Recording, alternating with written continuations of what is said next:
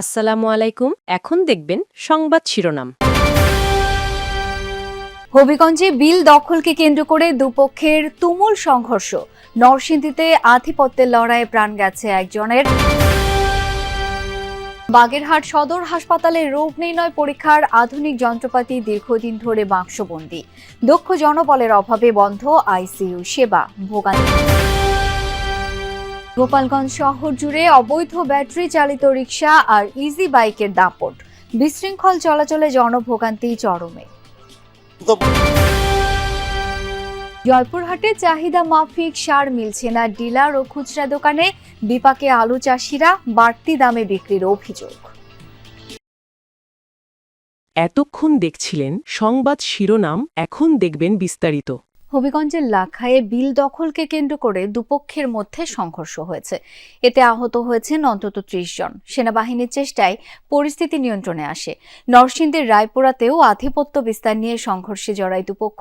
এতে প্রাণ যায় একজনের। আর নোয়াখালীতে পিটিয়ে ও কুপিয়ে হত্যা করা হয়েছে একজনকে।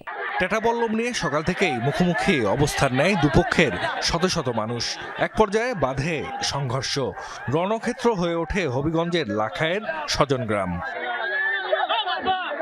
স্থানীয়রা জানায়, ধলেশ্বরী খাঞ্জাবিলের দখল নিয়ে শিবপুর গ্রামের জনকল্যাণ সমবায় সমিতি ও সন্তোষপুরের আনন্দময়ী মৎস্যজীবী সমিতির মধ্যে বিরোধ দীর্ঘদিনের।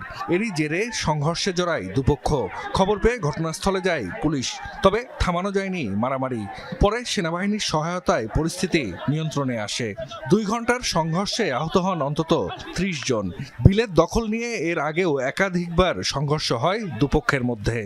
পূর্ব বিরোধীরই একটি জের ধরে আজকে উভয় পক্ষের মধ্যে উত্তেজনা এবং উত্তেজনা পরবর্তী এই মারামারির ঘটনাটি সংঘটিত হয়। তো পরিস্থিতি এখন শান্ত আছে। নরসিংদীর রায়পুরার নীলক্ষা এলাকায় আধিপত্য বিস্তার নিয়ে সংঘর্ষ হয় দুপক্ষের। স্থানীয়রা জানায়, নাজিমউদ্দিন মেম্বার গ্রুপ ও ফেলুমিয়া গ্রুপের মধ্যে দ্বন্দ্ব চলছে। সকালে ফেলুমিয়ার মেয়ের জামাতা প্রবাসী মামুন মিয়ার সাথে বাগবিতণ্ডা হয় প্রতিপক্ষের। এক পর্যায়ে বাধে সংঘর্ষ। গুলিবিদ্ধ হয়ে নিহত হন মামুন। আহত 10 জনের মধ্যে 2 জনকে ঢাকা মেডিকেলে ভর্তি করা হয়েছে। এলাকায় মোতায়েন করা হয়েছে অতিরিক্ত পুলিশ। ফোন দিয়েছে, খবর ফোন পাইয়া সদর হাসপাতালে আসছি। আইসা তো দেখি মারা হয়ে গেছে। মারা গেছে উনি আমার বড় ভাই, আর যিনি ঝগড়া লাগছে উনি আমার ছোট ভাই। তারা দীর্ঘদিনের মধ্যেই তাদের আধিপত্য বিস্তারকে নিয়ে চাপা দ্বন্দ্ব ছিল। এটা অনেক আগেও ছিল, দীর্ঘদিন বন্ধ ছিল। আজকে এটি হঠাৎ করে আবার দেখা দিয়েছে। আমরা এখানে পুলিশ মোতায়েন আরো। নানা সমস্যায় জর্জরিত বাগেরহাট জেলা হাসপাতাল। প্রায় 40 লাখ টাকায় কেনা অটোমেটিক কেমিস্ট্রি মেশিন 3 বছরেও বাক্স থেকে বের করা হয়নি। এখনো পুরনো পদ্ধতিতেই চলছে রোগীদের পরীক্ষা নিরীক্ষার কাজ। অন্যদিকে জনবলের অভাবে কোটি টাকার যন্ত্রপাতি সম্বলিত আইসিইউ ইউনিট তালাবদ্ধ 11 মাস ধরে। এমন দুরবস্থার কারণে প্রতিনিয়তই ভোগান্তির শিকার হতে হচ্ছে রোগীদের। বাগেরহাট 250 শয্যা হাসপাতালে রোগীর চাপ এখন নিত্য নৈমিত্তিক ব্যাপার। 2000-এরও বেশি রোগীকে সেবা দিতে হয় প্রতিদিন। বিভিন্ন রোগে আক্রান্তদের সুবিধার কথা চিন্তা করে প্রায় 3 বছর আগে কেনা হয় অটোমেটিক কেমিস্ট্রি অ্যানালাইজার মেশিন। অত্যাধুনিক যন্ত্রটি প্রতি ঘন্টায় 3 শতাধিক নমুনার ফলাফল দিতে পারে। বায়োকেমিস্ট্রি, হরমোন সহ অর্ধ শতাধিক পরীক্ষা নিরীক্ষা করা যায় নির্ভুলভাবে। কিন্তু প্রায় 40 লাখ টাকা খরচ করে কেনা এই যন্ত্র এখনো বাক্সবন্দী। হাসপাতালের কাজ চলছে সেমি অটোমেটিক মেশিন দিয়ে। এতে ঘন্টার পর ঘন্টা রিপোর্টের জন্য অপেক্ষা করতে হচ্ছে রোগী ও স্বজনদের। গোপালগঞ্জ শহরের প্রায় সব সড়কই ব্যাটারি চালিত অটোরিকশা ও ইজি বাইকের দখলে। ট্রাফিক আইন না মেনেই চলছে এসব বাহন। ফলে তৈরি হচ্ছে দীর্ঘ যানজট, দুর্ভোগ বাড়ছে সাধারণ জনগণের। সর্বোচ্চ 4000 ব্যাটারি চালিত রিকশা ও ইজি বাইক চলাচলের রাস্তা থাকলেও চলছে কয়েক গুণ বেশি, তাও বেশিরভাগই লাইসেন্স ছাড়া। সড়ক আইন কিংবা ট্রাফিক পুলিশকে বৃদ্ধাঙ্গুলি দেখিয়ে গোপালগঞ্জ শহরের প্রধান সড়কগুলো দাপিয়ে বেড়াচ্ছে অবৈধ বাহন। হাজারো ব্যাটারি চালিত অটোরিকশা আর ইজি বাইকের বাড়াবাড়িতে বাজার এলাকা থেকে পাচুরিয়া পর্যন্ত এমন বিশৃঙ্খলা রোজকার চিত্র। এছাড়াও পাবলিক হল রোড, চৌরাঙ্গি সহ আরও বেশ কয়েকটি এলাকার অপ্রশস্ত সড়কে কয়েকটি লেন তৈরি করে চলছে যানগুলো। চালকদের অনিয়ম, যত্রতত্র পার্কিংয়ে তৈরি যানজটে চরম ভোগান্তিতে স্থানীয় বাসিন্দারা। একেবারে 10 বছর এটা ছেলে আইয়া অটো চালাচ্ছে এবং বাড়ি দিল, পড়ে যে আমার হাতটা ভেঙে গেল। এদের কোনো লাইসেন্স নাই, অবৈধ এরা।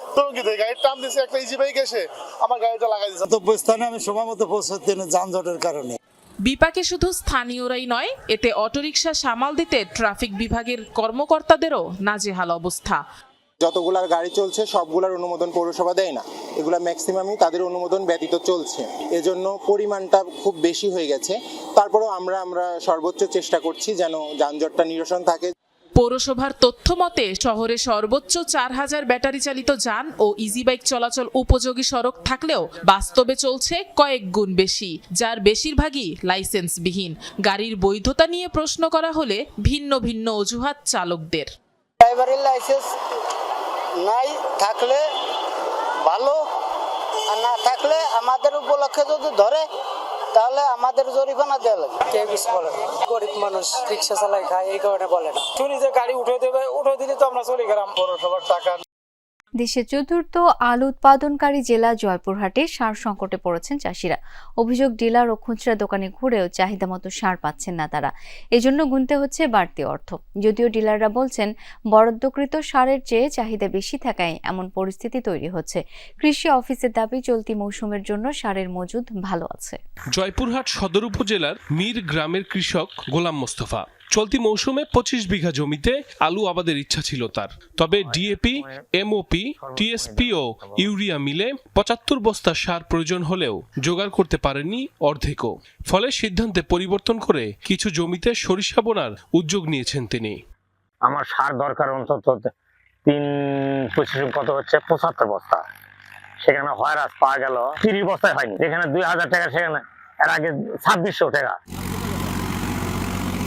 গোলাম মুস্তাফার মতো এমন পরিস্থিতির শিকার হচ্ছেন অনেকে। নিয়মিত ডিলার ও খুচরা দোকানে ঘুরেও সার কিনতে পারছেন না তারা। অভিযোগ আছে, নির্ধারিত মূল্যের বেশি অর্থ দিলেই পাওয়া যায় কাঙ্ক্ষিত পরিমাণ সার। 3 দিন থেকে গুটানো ঘোরাফেরা করছি, সারের বরাদ্দ আমরা কম দেখেছি, তা কাজ ফেলে তুই আসি কিন্তু আমরা সেই পরিমাণ সার পাই না। 4 বিঘা মাটি আলু লাগাছি, 4 বস্তা সার পাচ্ছি, সার আর পাওয়া যাচ্ছে না, টাকা দেও সার পাওয়া যাচ্ছে না। 500 বিঘা আলু লাগাচ্ছি, আর 2 বস্তা আমি কি করবো? ডিলাররা বলছেন, নির্দিষ্ট পয়েন্টে বরাদ্দকৃত সারের চেয়ে কৃষকদের চাহিদা বেশি, তাই অন্য ডিলারের কাছ থেকে সার এনে কৃষকের চাহিদা মেটানোর চেষ্টা করছেন তারা। যে ইউনিয়নে আলুর উৎপাদন কম হয় সেখানেও যে পরিমাণ বরাদ্দ, আর যেখানে আলুর উৎপাদন বেশি হয় ঠিক সেখানেও সমপরিমাণ বরাদ্দ। এই সমপরিমাণ বরাদ্দ হওয়ার কারণে আমরা চাহিদার তুলনায় বরাদ্দটা আমরা কম পাচ্ছি, কারণে এলাকাতে কিছুটা ঘাটতি দেখা যায়। সার সংকটের বিষয়টি মানতে নারাজ কৃষি অফিসের কর্মকর্তারাও। তাদের দাবি, চলতি মৌসুমে মজুদ আছে নির্ধারিত ডোজের সার। আলু নির্ধারিত ডোজ অনুযায়ী যে সার বরাদ্দ থাকার কথা আমাদের জয়পুরের জন্য পর্যাপ্ত বরাদ্দ আছে। বিশেষ যে সার দেশের